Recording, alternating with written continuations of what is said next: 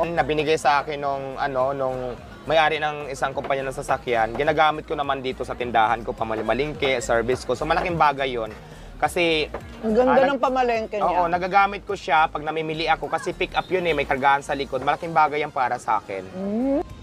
Para kay Diwata, malinaw sa kanya ang realidad ng buhay na kahit anong gawin niya, may masasabi pa rin ng mga tao.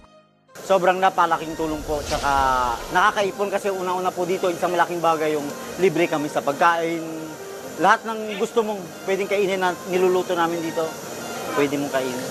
Magkasama na po kami dati pa ni Diwata. Yung hindi pa siya nagtitinda po.